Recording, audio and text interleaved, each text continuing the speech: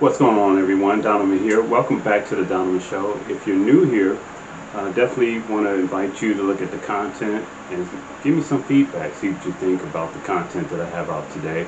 And also, just look through the library, see if there's anything that stands out to you. And take a look at it, give me some feedback.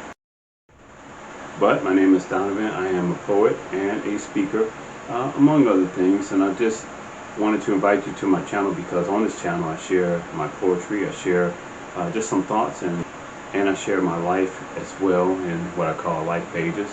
And what I'm going to do today is called a video thought blog. And in today's video thought blog, I really want to just talk about a reflection over the past month. This is about my birthday and just some certain conversations I've had. I want to talk about just the cycle of rejection and preparation. Unfortunately, a lot of things in our lives we don't realize until later down the road. I think about a certain time period in my life, I say about from pretty much 16 to about 24. A time where I was basically transitioning from teenager to adult, learning more about responsibility, independence, and rebellion. What I mean by rebellion is basically just rebelling against my parents and being engaged in peer pressure and the culture, just all those things engrafting you and you rebelling against what you've come to grow up and know. So of course a lot of that meant three main areas in life, and one of them I want to really cover today and how it affects us in the cycle of rejection and preparation. Our relationships. At that age, you want to be liked, you want to interact with people in social gathering society, and that's a big push, is relationships. And those relationships can influence you, you can influence, but it's a big gamble in that. And I have to say that one of the big gambles in that is that you end up trading the relationships you need for the relationships you want.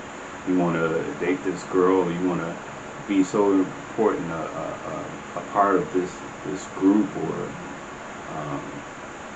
part of people that you ignore the people who raised you up, who are looking out for your best interests, who know you truly, and you trade that for these people who will not help you, who may be trying to use you in some sort of way as well. So there in part lies the issue of rejection. You being rejected by some girl you like, and she doesn't like you because you're too brainy, or you don't look like the guy that she likes, the bad boy. Certain things that you get rejected for. If you're not careful, that can leave you devastated. You can get caught up in a mood that, man, nobody likes me, my life isn't worth anything. And I think that's the wrong attitude to have, and that's why it's important for us to, instead of being so caught up in rejection and what we're not getting, what we think we deserve, that we're preparing for it instead. We're preparing for that relationship that we want, or that even the relationship in us what we want to be.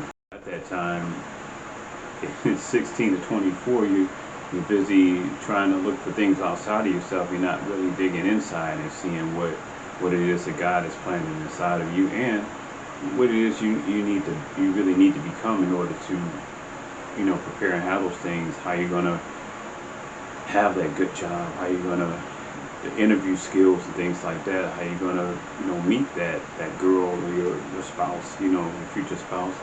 Getting prepared for these things will really help you instead of being rejected. What is preparation really? I think it's really just taking the time to prepare for where you want to go next in life, for the things you want to achieve, the things you want to do. You want to have a successful relationship, you want to have a successful career, you want to have a success in school academically. You have to prepare for those things. You have to be a student, and really become strong in your habits, discipline, that you can be successful in those areas. I I think it also means that you become a rejecter, that you reject certain things that will poison, that will hinder that process of you preparing, like toxic relationships or just not really sound choices in your living today that will affect your living tomorrow. And I want you to also realize being rejected at times does not mean there's something wrong with you. There could be something wrong with that person or that situation that you don't need to be in the first place. So being rejected is not always a bad thing. It could be a good thing as well. You could take that moment and be strengthened.